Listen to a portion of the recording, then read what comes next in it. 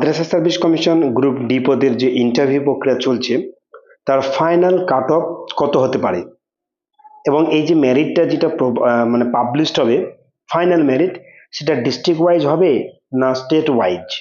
অর্থাৎ ধরুন বাঁকুড়ার একজন ক্যান্ডিডেট যেটাকে ইন্টারভিউর জন্য ডাকা হয়েছে যে পিয়ন পদের জন্য 3 জনকে, তো সেই 3 জন কি শুধুমাত্র বাঁকুড়া জেলার জন্য কি তারা প্যানেলে আসবে না বর্ধমান বা বীরভূমের জন্য তাদেরকে প্যানেলে রাখা হবে, এইটাই আজকে আমরা এই ভিডিওতে আলোচনা করব। অত বন্ধুরা ভিডিওটি স্কিপ করবেন না, পরপর দেখবেন। চ্যানেল নতুন হলে অবশ্যই চ্যানেলটিকে সাবস্ক্রাইব রাখবেন।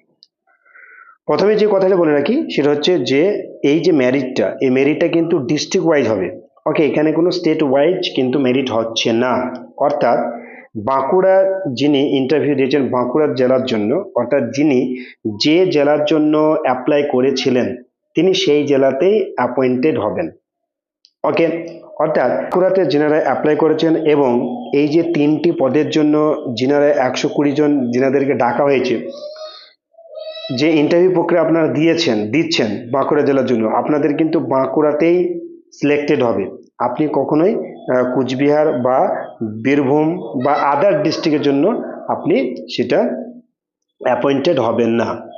এই একটা মানে প্রশ্ন ক্লিয়ার হলো। ওকে, আরেকটা আপনাদের যেটা প্রশ্ন রয়েছে যে 297 যে ভ্যাকান্সি, মানে ওইটার আরেকটা একই প্রশ্ন, ঠিক আছে, যে 297 জনের যে ভ্যাকান্সি সেটা অল ডিস্ট্রিক্টের মানে বীরভূম, বাঁকুড়া, মেদিনীপুর, দার্জিলিং সমস্ত ডিস্ট্রিক্ট মিলে 297।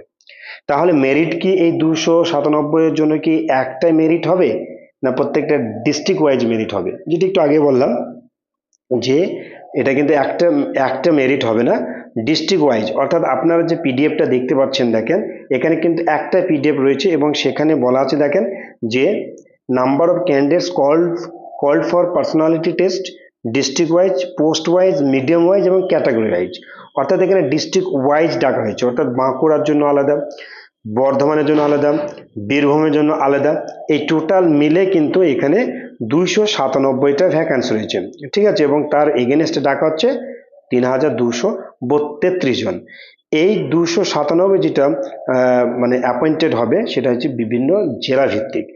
ওকে, ওই যেটা প্রথমে যেটা বললাম যে বাঁকুড়ায় যিনি অ্যাপ্লাই করেছেন তিনি কখনোই বর্ধমান বা কুচবিহারে তিনি অ্যাপয়েন্টেড হবেন না। বাঁকুড়াতে যদি আপনি চান্স পান, বাঁকুড়াতেই যদি আপনি মেরিট আসতে পারেন তাহলে বাঁকুড়াতেই আপনি পাবেন, নইলে অন্য কোনো ডিস্ট্রিক্ট আপনি পাবেন না।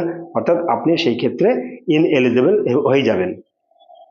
আশা রাখছি বুঝতে পেরেছেন আমি যেটা বুঝাইতে চাচ্ছি, যে একটাই মেরিট হবে, ফাইনাল প্যানেল হবে, সেটা কিন্তু বিভিন্ন ডিস্ট্রিক্টের জন্য আলাদা আলাদা এবং কাট অফও কিন্তু আলাদা হবে। আশা রাখছি বুঝতে পেরেছেন। এইবার যেটা আলোচনা করব যে কাট অফ কত হবে। দেখুন, আপনাদের যে কাট অফ হবে সেটা হচ্ছে রিটেন প্লাস পার্সোনালিটি টেস্ট অর্থাৎ ইন্টারভিউ, এই মিলে রিটেনে কিন্তু আপনাদের 15 নম্বর ছিল এবং ইন্টারভিউ হচ্ছে আপনাদের 5, টোটাল এই 20 নম্বর উপরে কিন্তু মেরিট হচ্ছে। মেরিটে কিন্তু 20 ভিতরে আপনি যত পাবেন সেই অনুযায়ী।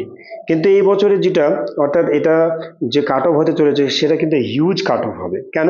আপনারা দেখেন যে আপনারা দেখেন এই যে 120 জন, অর্থাৎ বাঁকুড়া জেলা দিয়ে যদি আমরা উদাহরণ, যেটা সব ক্ষেত্রে প্রযোজ্য হবে, ঠিক কাট অফ কিন্তু প্রত্যেকটা ডিস্ট্রিক্টের জন্য আলাদা আলাদা হবে, এটাই কিন্তু মাথায় রাখবেন। এবং ফিমেল এবং মেল উভয়ের কিন্তু আলাদা কাট অফ হবে। যেরকম আলাদা কাট অফ হয়ে পার্সোনালিটি টেস্টের জন্য আপনারা ডাক পেয়েছেন, তাহলে এই বীরভূমের জন্য বীরভূম বাঁকুড়ার জন্য কাট অফ কত হতে পারে? বাঁকুড়ার জন্য পিয়নের জন্য যে সর্বোচ্চ কাট অফ কিন্তু 20 অথবা 18, 20 অথবা 18, ঠিক আছে, ভালো করে মাথায় রাখবেন, 20 অথবা 18 কাট অফ হবে। বাঁকুড়া পিয়নের মেলদের জন্য অর্থাৎ ফিমেলদের জন্য কত হবে? ফিমেলদের জন্য কাট অফ হবে আপনার 14 + 4 অর্থাৎ 18 কিন্তু কাট অফ হবে। 18 যদি আপনি পান তাহলে কিন্তু আপনি ফাইনাল মেরিটে চলে আসছেন। বর্ধমানের ক্ষেত্রে দেখেন কাট অফ হবে আপনার 18 থেকে 19 কিন্তু হবে কাট অফ বর্ধমানে। এই যে 300 জনের মধ্যে যে 4 জন পাবে, 14 জন। ওকে, প্রত্যেকটা ডিস্ট্রিক্টের ক্ষেত্রে যদি আমি বলতে চাই তাহলে অনেকটা লেন্থি হয়ে যাবে। তো আপনারা যে রিটেন পরীক্ষা আপনারা যা পেয়েছেন তার সাথে কিন্তু 4 অবশ্যই যোগ করবেন। 4 যোগ করে আপনার যে মেরিট যেটা হচ্ছে সেটা হবে আপনার যে ফাইনাল কাট অফ। ওকে, আপনি যদি 13 পান তাহলে তার সাথে 4 যোগ করে তাহলে আপনার হবে 18, ঠিক আছে, এই 17, এইটা হচ্ছে আপনার ফাইনাল কাট অফ। জেনারেল বলেন, ল্যাব অ্যাটেন্ডেন্ট, পিয়ন, মেল ফিমেলের ক্ষেত্রে আপনাদের যে রিটেন এক্সামের যে নাম্বার পেয়েছেন তার সাথে 4 যোগ করবেন, তাহলেই কিন্তু আপনি কাট অফের ক্ষেত্রে অর্থাৎ ফাইনাল মেরিটে আসতে পারছেন, অর্থাৎ ইন্টারভিউ আপনাকে মিনিমাম 4 পেতে হবে। এটা কিন্তু ফাইনাল মেরিটের জন্য।